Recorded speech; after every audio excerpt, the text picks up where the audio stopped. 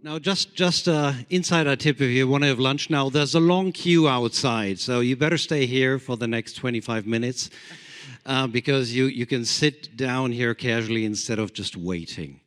Now, we are going to talk about predictions here about digital assets, what impact it will have on the markets. The year was 1999. I was working in consulting and was keen on entering venture capital. And everybody was saying the internet is going to be big. Amazon had already been founded, and that was a huge, huge hype. I went into venture capital, and about 4 months after I started, the market crashed. Talk about great timing. So all of a sudden, all these people who had talked about the internet being the greatest thing on earth was not so great anymore. And we've seen several predictions around Web3, where people say, what value does Web3 actually have for humanity? I mean, now that AI is stealing all the spotlight of Web3, the question is, what does it really do? Now, I don't know if you've been here yesterday and listening to the various panels on what happens to the back end of financial services, but it's not even a prediction, but what is happening right now is that the entire back end is being transformed. And it will take its time, but everything is working on it. Somebody said yesterday, the time of proof of concepts is over. We are seriously changing the landscape. So that's why we're here today. And I'm very glad to be with my panel members. We should have Jamiel from New York. Can I just ask the direction if Jamiel is with us? I know he was, there you are, perfect. Hello, Jamiel. So I'd like to welcome my panel members, Ulli Spankowski, Masud Sultan, and Alexander Balzer, and Jamiel Sheikh from New York to our today's panel presentation. I'm really glad to have you here because you all have a very different background. And one of my questions will be, from your daily work, what is it that you expect in the future for the crypto markets? And let's start with a quick introduction, and let's start with you, Masud. Yeah, thank you. Excited to be here. My name is Masud Sultan. Worked in the financial services industry for several years in the consulting space. Then pivoted and started at the Frankfurt School Blockchain Center here as a project manager, working on education and consulting, but also part of the core team of the International Token Standardization Association, working on market standards. Happy to be here. Thank you. Can I take the word? I'm Alexander Balzer. I'm the CEO and founder of Atfinity. We're automating and orchestrating client processes for banks, wealth managers, crypto companies. And what we do, actually, we have a no-code platform that digitizes end-to-end those journeys. So difficult KYC, difficult KYB, very easy with us. We'll tell you more if you're interested. How did I get into crypto? Maybe to give you a bit of a spotlight there. What we did is we actually worked with the classical banks. Then at some point between Christmas and New Year, I got a call from the CEO of Bitcoin Swiss saying, listen, we need to review thousands of clients. Can you help us on that? We said, yep, sure, why not? Can you do that tomorrow? We're like, okay, if that's necessary, we do that. And after a week, we started the project. We actually did all the KYC, AML, lifecycle processes with them. And for us, that was a great intro into the crypto space. And we figured out, well, it's pretty much the same as banking. So I'm interested to learn more on that. And I think we share some of those opinions already. Ulli, you come from banking.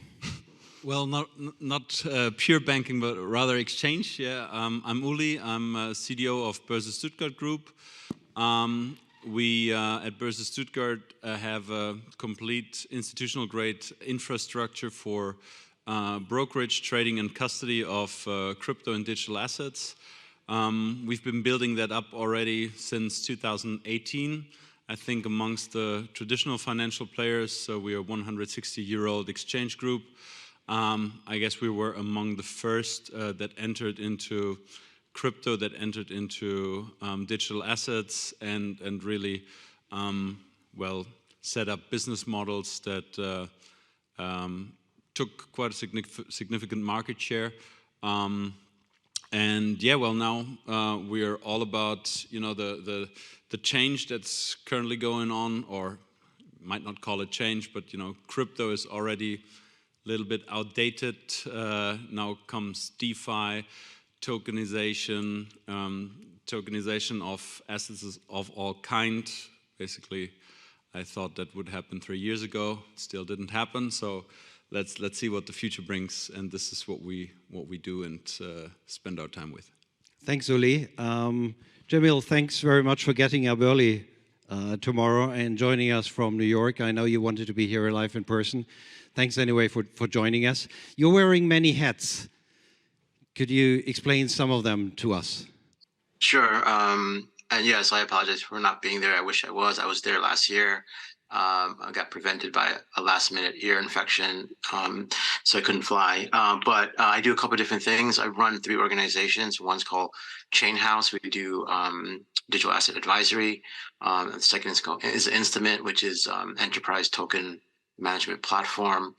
And then the third is a platform called Modeler, which is a machine learning tool to model digital currencies and CBDCs.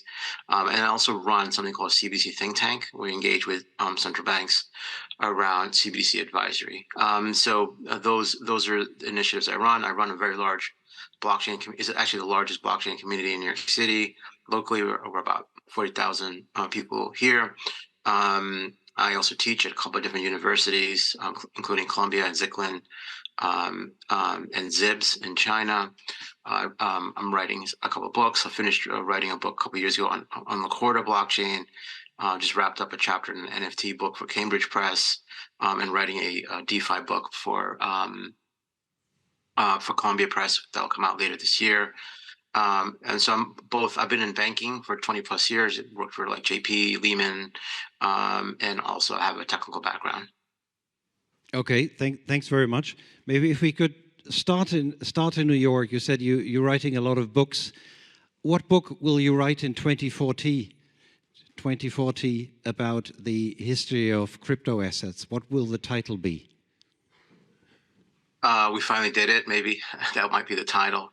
I think by 2040, what we're lacking today is a killer app. Maybe Bitcoin is that killer app today for us, because it seems to be resilient and viable, and an alternative to other assets in the market, whether it's fiat assets or other types of assets or even equities. So maybe Bitcoin is that killer app for today. But besides that, in the Web3 space, we don't have a killer app. And so in some sense, we've failed we have a lot of ideology in the space. And maybe some of that ideology is filtered out, and we focus on something more important, which is utility. And so 2040, the book that I would possibly write would be about how we arrived at this killer app. And what I mean by killer app, it means that it has imminent adoption, just wide scale adoption, and specifically retail adoption, right? So we have 50, 100 million, 200 million users using the application at minimum, if not a large percentage of the global population. We're still not there. I think we can get there. We will get there. It'll take a little time, and it will probably come by accident, or kind of in a way that's not really expected. Okay, thanks very much. Let's move back to Frankfurt. Masud, 2014. He said, Jamiel said, the title is we eventually. No, what did he say? We finally did it.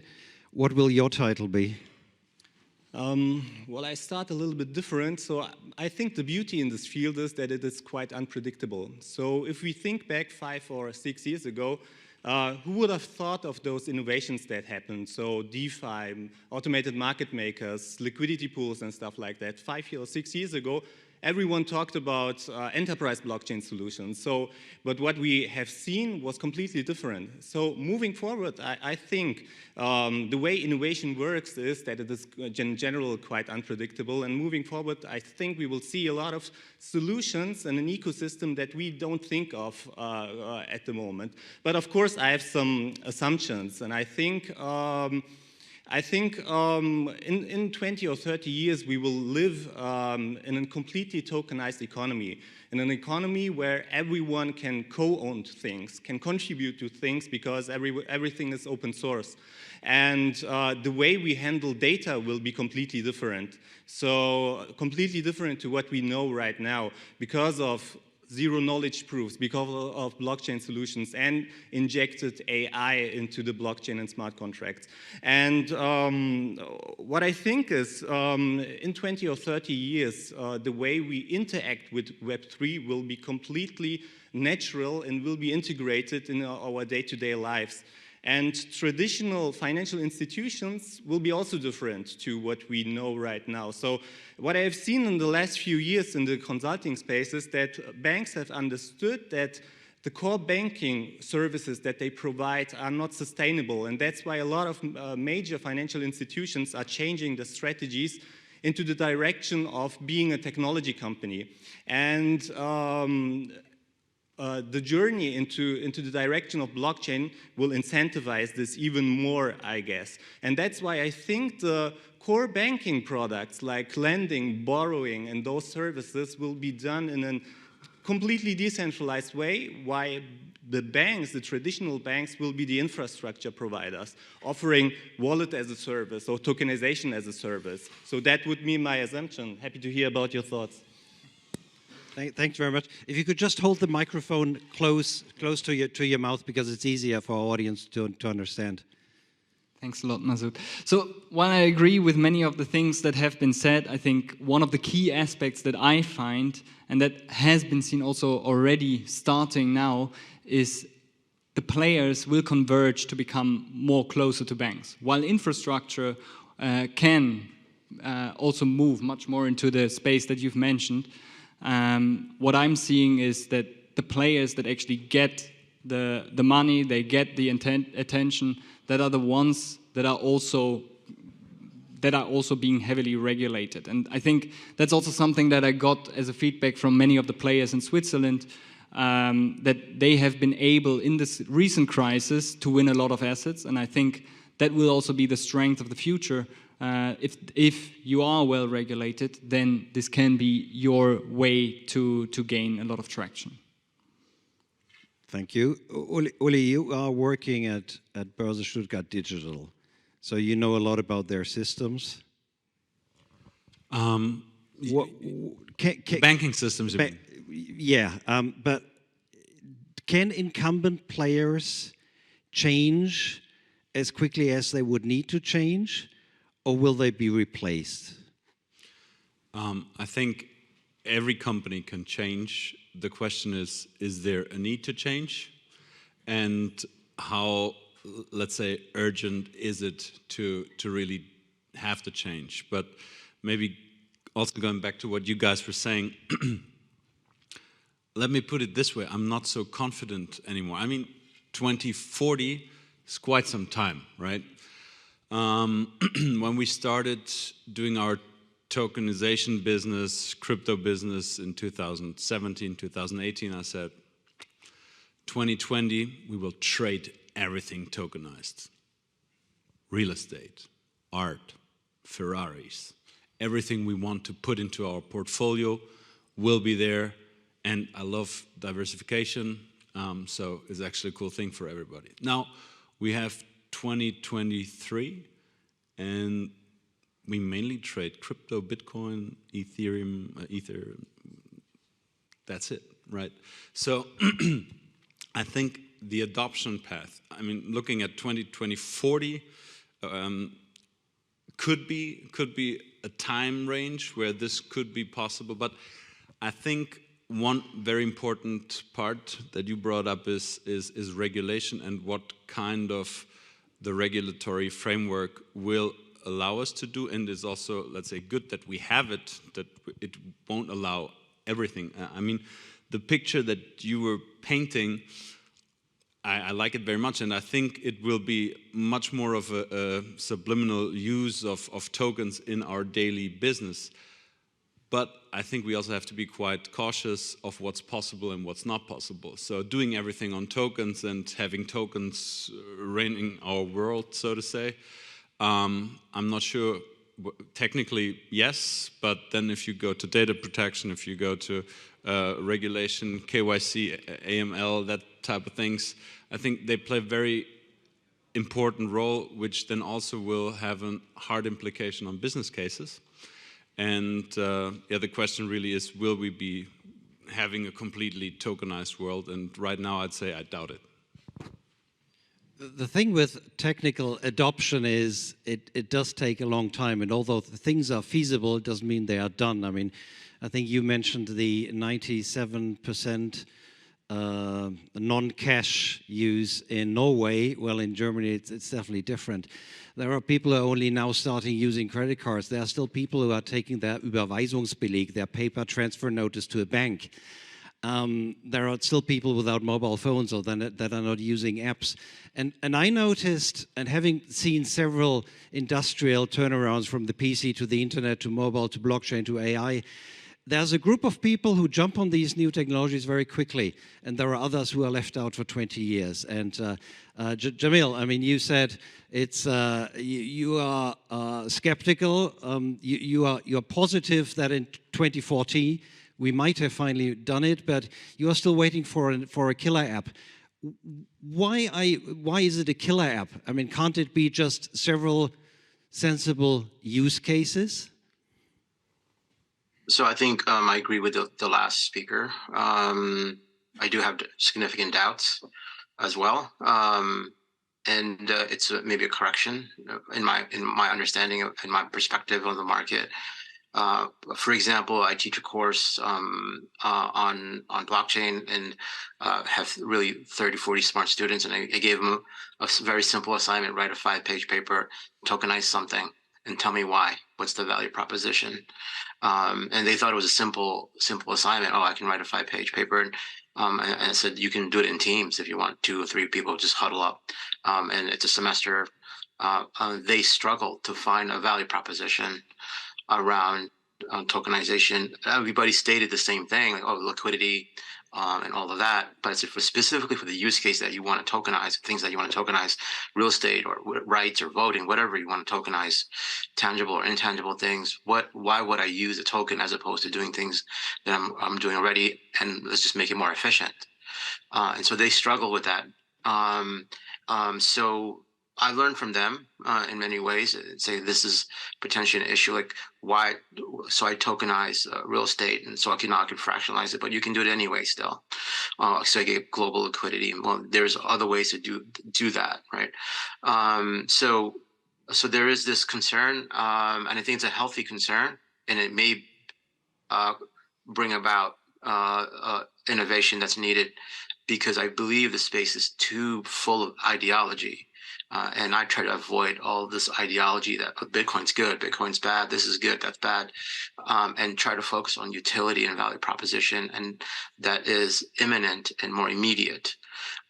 So the value proposition of a credit card is clear. The value proposition of using digital money as, let's say, PayPal or equivalent of that is clear. There is not a lot of unclarity around the value proposition.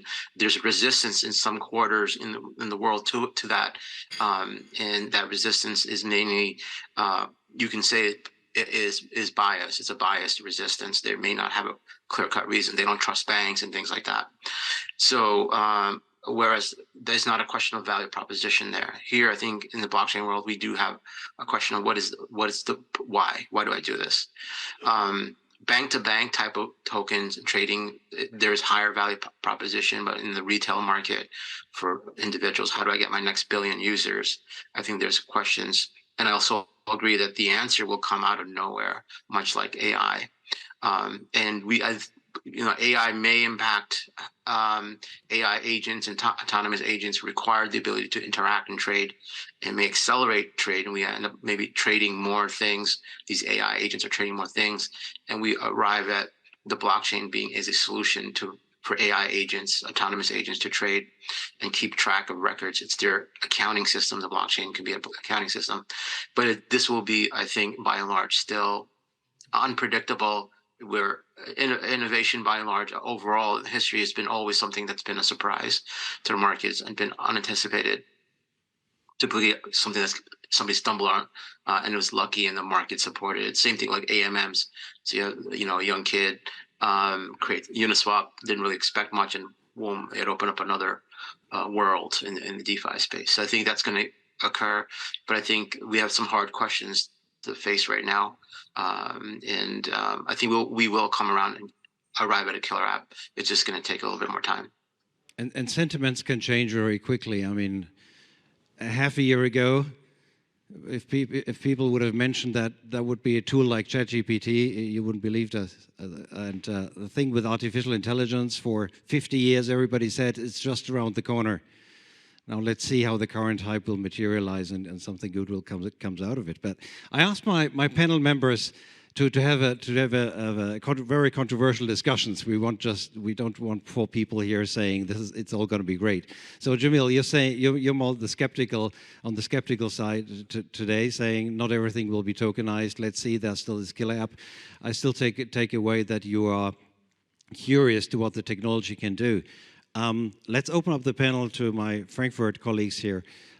Where do you think the biggest push will come in the next 10 years? And it can be both retail or institutional. Who would like to? I think you asked me before about banking systems, or in general, it doesn't matter whether it's banking systems, core systems, or trading systems.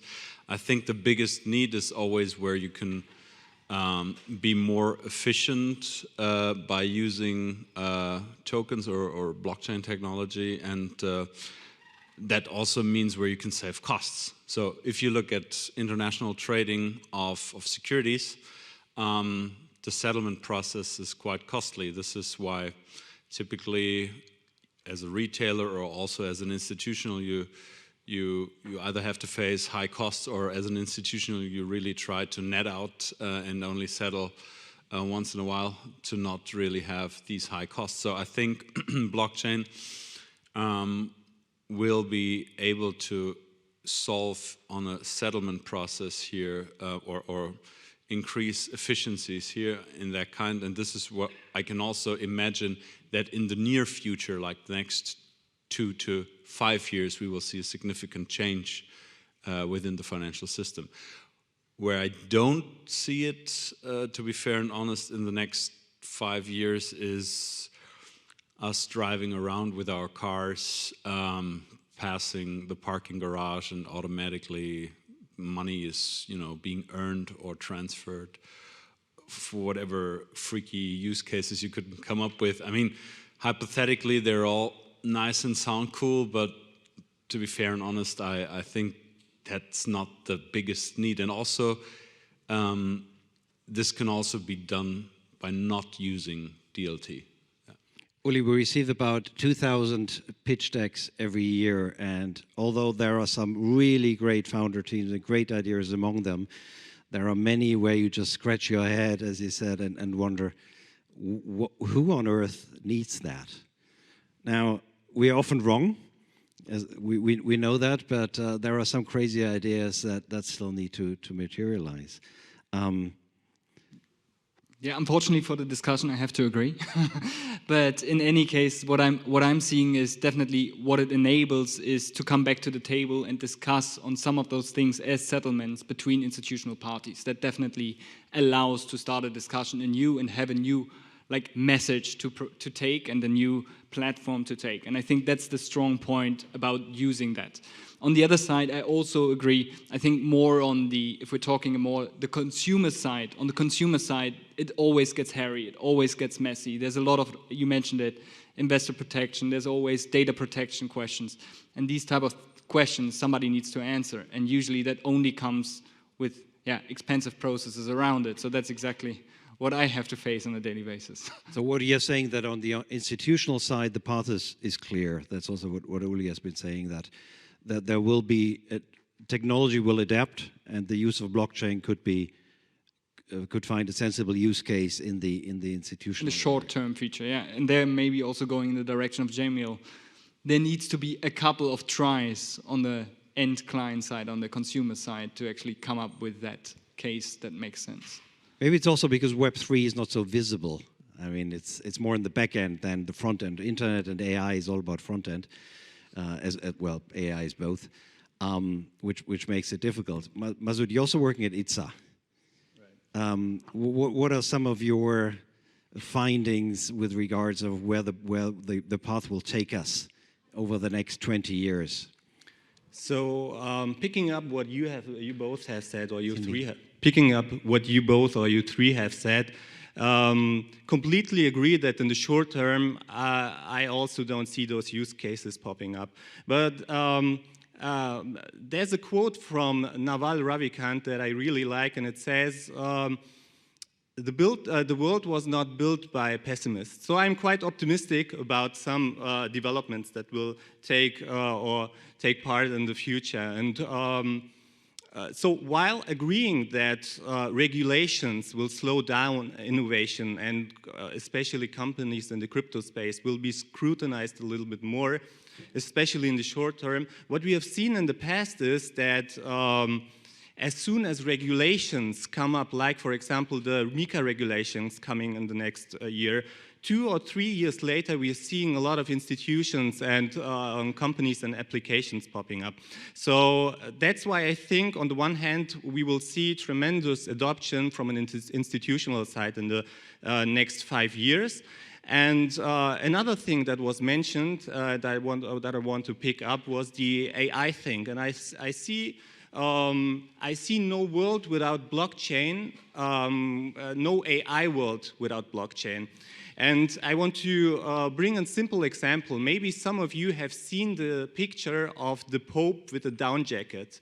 And it was quite realistic. It looked like a real picture, actually. And we have seen a lot of generative AI solutions that look quite real. And what we need in the future, and already now we cannot distinguish between AI generated content and also human generated content. That's why in the future, with AI being developed even further, I think we need some kind of proof of humanity. And this proof of humanity, in my thinking, can only be solved with integrating data points and linking every important data point with blockchain. So that comes to bringing me back to my point that I think that in the future, in 20, 30 years, still everything will be tokenized, at least important data points. Thanks very much, Masud. We're almost nearing the end. I don't think I have enough time to ask a last final question. Actually, Jamiel, I like your quote, "We finally did it," but nobody will know how we will have done it now. So that's the big question. Predictions are difficult because they always involve the future, as the old saying says. But I'd like to thank my panel members for giving their controversial opinions today about this topic. And thank you, the audience, very much.